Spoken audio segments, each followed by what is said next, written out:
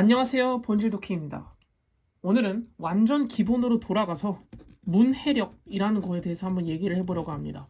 어떤 독해 영상을 보더라도 막 문해력 이런 거에 대한 얘기를 많이 하는데 문해력이 뭔지를 한번 말씀드려볼게요. 문해력을 일단 단어 그 자체로 풀어보면 문이 그럴 문이죠. 한마디로 글자를 의미하는 거고 해는 풀해예요. 문제를 풀다 할 때 그 풀다이죠. 한마디로 글을 풀어내는 능력입니다. 제가 이게 무엇일까 정말 많이 생각을 해봤는데 여기서의 핵심은 두 가지입니다.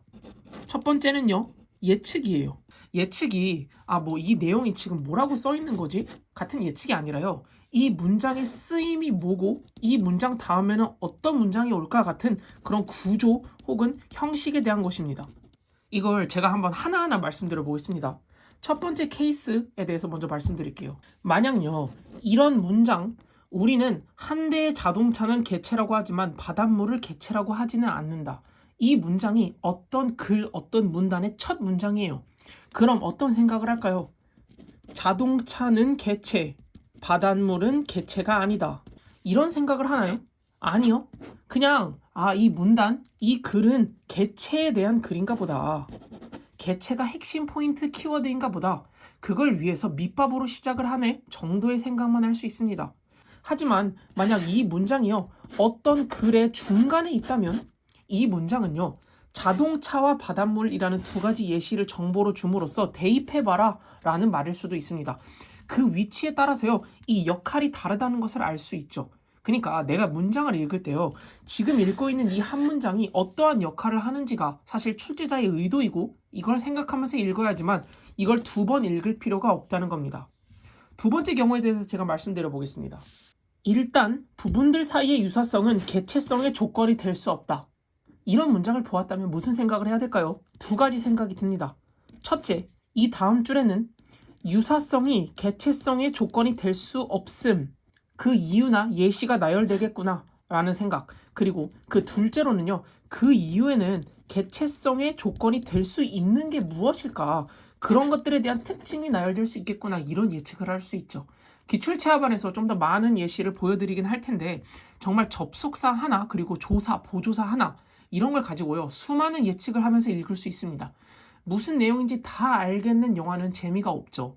그런 것과 마찬가지로 글도 무슨 내용일지 예측하면서 쉽고 재미없게 그렇게 만들어야 합니다. 이제 예측 다음에 두 번째로 중요한 파트는 추론입니다. 예를 들어서 또 설명드리자면요, 만일 이런 예시가 있어요. 리더와 모든 인력 관리자가 팀을 지도하는 데 사용하는 행동을 시각적으로 표현해 놓는 것이 중요하다. 이 문장은 무슨 의미가 담겨 있을까요? 리더 등이 지도를 하기 위해 사용할 수 있는 이 특정 행동, 이런 걸 바로 뭐라고 할까요? 그냥 하나의 지침, 하나의 교육 방식 이런 게 되겠죠? 근데 시각적으로 표현해 놓는다. 이게 무슨 말일까요? 이거의 정답은요, 바로 책 같은 글이나 혹은 강의 같은 영상으로 표현해서 남겨두라, 이런 말입니다. 여기까지 추론을 하고 뒷부분을 읽는 사람과요, 그냥 이거를 시각화를 하면 되는구나 정도만 생각을 하고 눈에 보이게 해야겠네 정도만 생각을 하고 뒤를 읽는 사람은 그 뒷부분의 글을 읽는 속도와 이해도에서 엄청난 차이도가 발생합니다. 그래서 그걸 어떻게 증진시킬 수 있냐? 사실 1번 예측은요, 생각보다 쉬워요. 몇 번 제 예시를 보다 보면요, 다들 잘하시는 것 같은데 이 2번 파트 추론은요, 배운다고 할 수 있는 게 아니라 혼자 계속 고민하고 해보면서 발전하는 것 같아서 어려운 것 같습니다. 근데 확실한 건요, 이걸 하려면요, 분석이 정말 중요해요. 분석을 진짜 꼼꼼하게 그리고 여러 번 해봐야 한다고 생각을 합니다. 아까 말한 이 시각화가 책이나 영상으로 추론이 되는 거 있잖아요. 이런 것도 지문을 끝까지 읽다가 뒤에 책이나 강의에 대한 언급이 나왔을 때 이거 아까 말했던 시각화가 바로 이거구나, 이런 깨달음을 느끼면서 점점 체화시키고 내 걸로 만들었으면 좋겠습니다.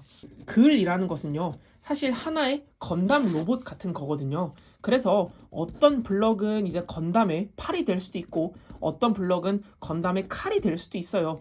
이런 걸 파악하듯이 각 문장이 어떤 구조로 어떤 형식에 따라 어떤 역할을 하는지 그거를 생각하면서 읽는다면 글을 완벽하게 내 것으로 만들어서 문제를 풀 수 있을 겁니다. 오늘도 들어주셔서 감사합니다.